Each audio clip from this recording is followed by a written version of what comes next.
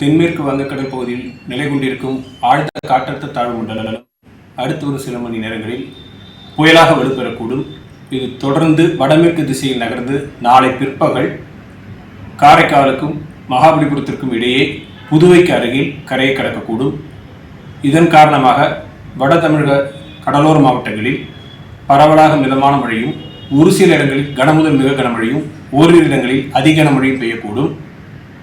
இந்த புயல் கரையை கடக்கின்ற பொழுது பலத்த காற்றானது மணிக்கு 70 முதல் 80 கிலோமீட்டர் வேகத்தில், அவ்வப்பொழுது 90 கிலோமீட்டர் வேகத்தில் வீசக்கூடும்.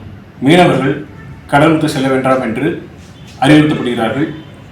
இது குறித்து தொடர்ந்து தகவல்கள் கண்காணிக்கப்பட்டு தெரிவிக்கப்படும். தென்மேற்கு வங்கக்கடல் பகுதியில் நிலை கொண்டிருக்கும்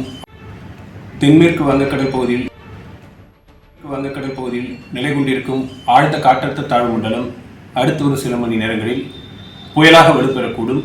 இது தொடர்ந்து வடமேற்கு திசையில் நகர்ந்து நாளை பிற்பகல் காரைக்காலுக்கும் மகாபலிபுரத்திற்கும் இடையே புதுவைக்கு அருகில் கரையை கடக்கக்கூடும்.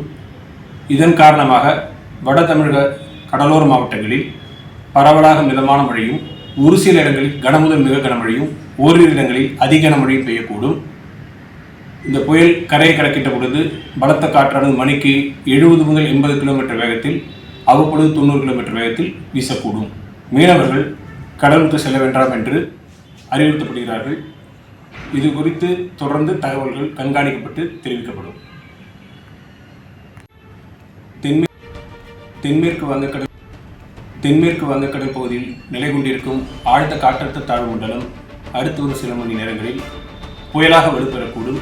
இது தொடர்ந்து வடமேற்கு திசையில் நகர்ந்து நாளை பிற்பகல் காரைக்காலுக்கும் மகாபலிபுரத்திற்கும் இடையே புதுவைக்கு அருகில் கரையை கடக்கக்கூடும். இதன் காரணமாக வட தமிழக கடலோர மாவட்டங்களில் பரவலாக மிதமான மழையும், ஒரு சில இடங்களில் கனமுதல் மிக கனமழையும், ஓரிரு இடங்களில் அதி கனமழையும் பெய்யக்கூடும். இந்த புயல் கரையை கடக்கின்ற பொழுது பலத்த காற்றானது மணிக்கு 70 முதல் 80 கிலோமீட்டர் வேகத்தில், அவ்வப்பொழுது 90 கிலோமீட்டர் வேகத்தில் வீசக்கூடும்.